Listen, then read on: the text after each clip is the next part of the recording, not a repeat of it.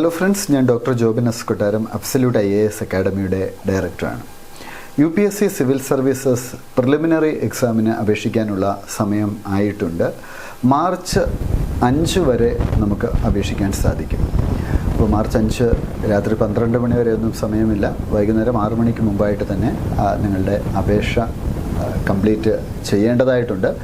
സാധാരണയിൽ നിന്നും വ്യത്യസ്തമായിട്ട് ഇത്തവണ കുറേയധികം മാറ്റങ്ങൾ UPSC പ്രിലിമിനറി പരീക്ഷയ്ക്ക് കൊണ്ടുവന്നിട്ടുണ്ട്. അത് കൃത്യമായി മനസ്സിലാക്കി വേണം അപേക്ഷിക്കേണ്ടത്. upsc.gov.in എന്ന വെബ്സൈറ്റിൽ ഡീറ്റെയിൽഡ് ആയിട്ടുള്ള നോട്ടിഫിക്കേഷൻ കൊടുത്തിട്ടുണ്ട്. നിങ്ങൾക്കത് ഡൗൺലോഡ് ചെയ്ത് വായിക്കാവുന്നതാണ്. എന്നാൽ അത് ഏതാണ്ട് 150-160ഓളം പേജുകൾ വരുന്നത് കൊണ്ട് തന്നെ അതിലെ ഏറ്റവും പ്രധാനപ്പെട്ട മാറ്റങ്ങൾ ഈ വീഡിയോയിലൂടെ നിങ്ങളുമായി പങ്കുവയ്ക്കുവാൻ ഞാൻ ആഗ്രഹിക്കുകയാണ്. അപ്പോൾ ഏറ്റവും പ്രധാനപ്പെട്ട ആദ്യത്തെ കാര്യം എന്ന് പറയുന്നത് നമ്മളുടെ ഫോട്ടോയിൽ വന്ന മാറ്റമാണ്. 3/4 സൈസിലുള്ള നിങ്ങളുടെ ഫേസ് എക്സ്പ്രസീവ് ആയിട്ടുള്ള ഫോട്ടോ ആണ് UPSC ഇത്തവണ ആവശ്യപ്പെടുന്നത്. നേരത്തെയൊക്കെ നമ്മൾ അപേക്ഷിക്കുമ്പോൾ 1-2 വർഷം മുമ്പ് എടുത്ത ഫോട്ടോ ഒക്കെ നമുക്ക് അപ്ലോഡ് ചെയ്യാൻ സാധിക്കുമായിരുന്നു. എന്നാൽ ഇത്തവണ മുതൽ ലാസ്റ്റ് 10 ഡേയ്സിനുള്ളിൽ എടുത്ത ഫോട്ടോ മാത്രമേ അപ്ലോഡ് ചെയ്യാൻ സാധിക്കുകയുള്ളൂ. അത് 3/4 സൈസിലുള്ളതായിരിക്കണം. അപ്പോൾ നമ്മളുടെ ഫേസ് കൂടുതൽ വിസിബിൾ ആയിരിക്കണം. മറ്റൊരു പ്രധാനപ്പെട്ട കാര്യം, നിങ്ങളുടെ പേരും ഫോട്ടോ എടുത്ത ഡേറ്റും നിങ്ങളുടെ ഫോട്ടോയിലുണ്ടാവണം. ആ ഫോട്ടോ ആണ് നിങ്ങൾ അപ്ലോഡ് ചെയ്യേണ്ടത്. എന്നാൽ ഇത് അറിയാതെ ധാരാളം ആസ്പിരൻസ് ഇപ്പോൾ അപ്ലൈ ചെയ്തിട്ടുണ്ട്. അത്തരം ആപ്ലിക്കേഷൻസ് റിജക്റ്റ് ചെയ്യപ്പെടും നിങ്ങൾ എഡിറ്റ് ചെയ്യുന്നില്ല എങ്കിൽ. മാർച്ച് 6-ാം തീയതി മുതൽ 12-ാം തീയതി വരെ ഏതെങ്കിലും തരത്തിലുള്ള മിസ്റ്റേക്ക് നിങ്ങൾ ആപ്ലിക്കേഷനിൽ വരുത്തിയിട്ടുണ്ടെങ്കിൽ അത് എഡിറ്റ് ചെയ്ത് ക്ലിയർ ചെയ്യാനുള്ളൊരു അവസരവും നിങ്ങൾക്ക് ലഭിക്കും. അപ്പോൾ ആ ദിവസങ്ങളിൽ നിങ്ങൾക്ക് ചേഞ്ചസ് കൊണ്ടുവരാവുന്നതാണ്.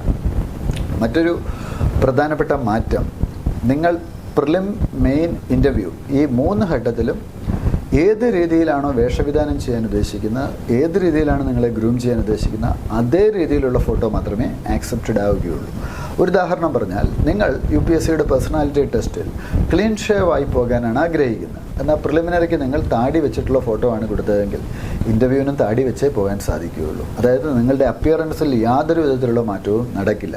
അപ്പോൾ എൻ്റെ 1-2 സ്റ്റുഡൻസൊക്കെ ഇപ്പോൾ കഴിഞ്ഞ ദിവസം വിളിച്ചിട്ട് പറഞ്ഞു, സാർ ഇപ്പോൾ എനിക്ക് താടിയുണ്ട്, പക്ഷേ ഇൻ്റർവ്യൂവിന് ഞാൻ ക്ലീൻ ഷേവ് ആയിട്ടാണ് പോകാൻ ഉദ്ദേശിക്കുന്നത്. അപ്പോൾ അതുകൊണ്ട് ഞാൻ താടി എടുക്കുകയാണ്. അതുപോലെ സ്പെക്സ് വെക്കുന്ന ആളാണ് നിങ്ങളെങ്കിൽ മെയിൻസ് എഴുതുമ്പോഴും ഇൻ്റർവ്യൂവിനും സ്പെക്സ് നിങ്ങൾ യൂസ് ചെയ്യുന്നുണ്ടെങ്കിൽ, പ്രിലിമിനറിക്ക് യൂസ് ചെയ്യുന്നുണ്ടെങ്കിൽ സ്പെക്സ് വെച്ച ഫോട്ടോ ആണ് എടുക്കേണ്ടത്. അപ്പോൾ ഈ മാറ്റം പ്രത്യേകം ശ്രദ്ധിക്കുക. പൊതുവായി ആസ്പിരൻസ് നടത്തുന്ന ചില മിസ്റ്റേക്സ് ഉണ്ട്. ആ മിസ്റ്റേക്സിലേക്ക് വരികയാണ്. Do you belong to creamy layer എന്നുള്ളൊരു ചോദ്യമുണ്ട്. പല ആസ്പിരൻസും, പ്രത്യേകിച്ച് OBC ആസ്പിരൻസ്, അത് യെസ് എന്ന് കൊടുക്കും.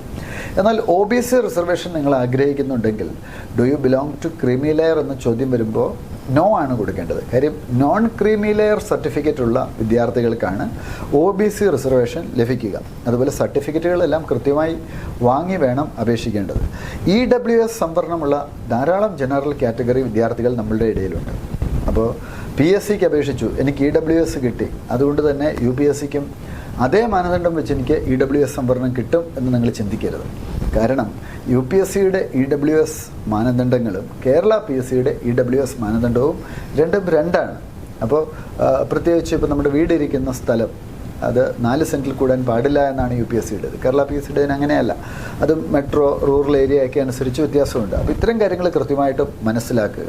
SC, ST, അതുപോലെ PWD, ഡിഫറൻ്റ്ലി ഏബിൾഡ് ആയിട്ടുള്ള, സ്പെഷ്യലി ഏബിൾഡ് ആയിട്ടുള്ള കുട്ടികൾ അവരുടെ സർട്ടിഫിക്കറ്റുകളും കൂടി അറ്റാച്ച് ചെയ്യണം. സ്പെഷ്യലി ഏബിൾഡ് ആയിട്ടുള്ള കുട്ടികൾ നമ്മളുടെ മെഡിക്കൽ ബോർഡ് നൽകുന്ന സർട്ടിഫിക്കറ്റാണ് അറ്റാച്ച് ചെയ്യേണ്ടത്.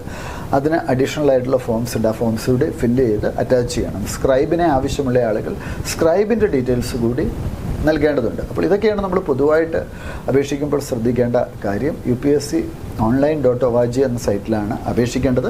അപേക്ഷിക്കുന്നതിന് മുൻപായി നമ്മൾ 1 ടൈം രജിസ്ട്രേഷൻ പൂർത്തിയാക്കേണ്ടതുണ്ട്. കേരള PSCയിലൊക്കെ 1 ടൈം രജിസ്ട്രേഷൻ ചെയ്ത് നിങ്ങൾക്ക് തഴക്കവും പഴക്കവും ഉണ്ടാവാം. അപ്പോൾ അത് നിങ്ങൾ ഇവിടെയും ചെയ്യണം. ഇമെയിൽ അഡ്രസ്സും മൊബൈൽ നമ്പറും കൃത്യമായി കൊടുക്കുക. അപ്പോൾ ഏതെങ്കിലും തരത്തിലുള്ള മിസ്റ്റേക്സ് അവിടെ വരുത്തിയിട്ടുണ്ടെങ്കിൽ അത് ക്ലിയർ ചെയ്യാനുള്ള ഒരു അവസരമുണ്ട്.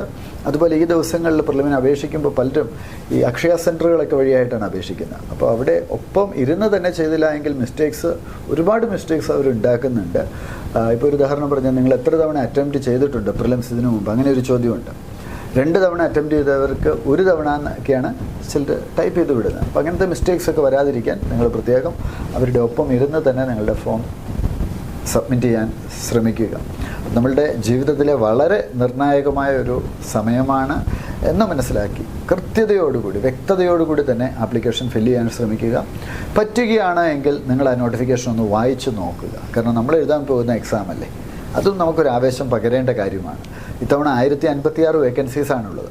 ഇത് കൂടാതെ ഒരുപക്ഷെ സപ്ലിമെൻ്ററി ലിസ്റ്റും വരാം. ഇപ്പോൾ ഒരു ഉദാഹരണം പറഞ്ഞാൽ അബ്സല്യൂട്ട് IAS അക്കാഡമിയിലെ വിദ്യാർത്ഥിയായ ഏകം ഇപ്പോൾ സപ്ലിമെൻ്ററി ലിസ്റ്റിലൂടെയാണ് സിവിൽ സർവീസിൽ എത്തിച്ചേർന്നിരിക്കുന്നത്. അപ്പോൾ അങ്ങനെ നമ്മൾ നോക്കുകയാണെങ്കിൽ ഏതാണ്ട് 1200ഓളം വേക്കൻസീസ് നമുക്ക് എക്സ്പെക്റ്റ് ചെയ്യാൻ സാധിക്കും. മുൻപൊക്കെ 500-600 വേക്കൻസി ഉണ്ടായിരുന്ന ഘട്ടത്തിൽ നിന്നാണ് നേരെ ഡബിൾ ആവുന്നത്. അപ്പോൾ ഈ വർഷം എന്ന് പറയുന്നത് 2024 എന്ന് പറയുന്ന ഇയർ ഓഫ് ഓപ്പർച്യൂണിറ്റീസാണ്. സെൻട്രൽ സ്റ്റേറ്റ് ഗവൺമെൻറ്റിലൊക്കെ ഒരുപാട് എക്സാംസ് നടക്കുന്നു, ഒരുപാട് വേക്കൻസീസ് ഉണ്ട്. നിങ്ങളിതെല്ലാം ഉപയോഗപ്പെടുത്തുക. നിങ്ങൾക്ക് എന്തെങ്കിലും സപ്പോർട്ട് ആവശ്യമാണ് എങ്കിൽ അബ്സല്യൂട്ട് IAS അക്കാഡമിയുടെ ഓഫീസുമായി ബന്ധപ്പെട്ടാൽ അവർ നിങ്ങൾക്ക് വേണ്ട മാർഗനിർദ്ദേശങ്ങൾ നൽകുന്നതാണ്. ഈ പ്രിലിമിന് വേണ്ടി exclusive test series absolute IAS അക്കാഡമിയിൽ ആരംഭിച്ചിട്ടുണ്ട്.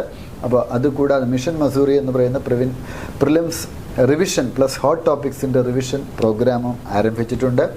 നമ്മളുടെ പുതിയ സെൻറ്റർ തിരുവനന്തപുരത്ത് നമ്മളുടെ എക്സിസ്റ്റിംഗ് സെൻറ്ററിൻ്റെ കൂടെ തന്നെ നമ്മുടെ പുതിയ സെൻറ്റർ ധർമാലയം റോഡിൽ പ്രവർത്തനം ആരംഭിച്ചിട്ടുണ്ട്. അപ്പോൾ പുതിയ ബാച്ചിലേക്കുള്ള അഡ്മിഷൻസും ഇപ്പോൾ നടക്കുന്നുണ്ട്. അപ്പോൾ ഈ വർഷം പ്രിലിം എഴുതാത്ത വിദ്യാർത്ഥികൾക്ക് നിങ്ങൾക്ക് മെയിൻസ് ഓറിയൻറ്റഡ് സബ്ജക്ട്സും ഒക്കെ ഇപ്പോൾ കംപ്ലീറ്റ് ചെയ്യാനുള്ളൊരു അവസരം കൂടിയുണ്ട്. നിങ്ങൾ കൃത്യതയോടുകൂടി തന്നെ പഠിച്ചു പോവുക. ഈ വർഷം പ്രിലിം എഴുതുന്ന വിദ്യാർത്ഥിയാണ് നിങ്ങളെങ്കിൽ കുറഞ്ഞത് 50 ചോദ്യങ്ങളെങ്കിലും ഡെയിലി നിങ്ങൾ ചെയ്തു പോവുക. ഈ രീതിയിൽ പ്രിപ്പയർ ചെയ്താൽ ഉറപ്പായിട്ടും നിങ്ങൾക്ക് പ്രിലിംസ് വിജയിക്കാൻ സാധിക്കും. ഹോട്ട് ഏരിയാസ് കവർ ചെയ്യുക. നിങ്ങളിൽ വിശ്വാസമുള്ളവരായി മാറുക. എല്ലാവിധ വിജയാശംസകളും.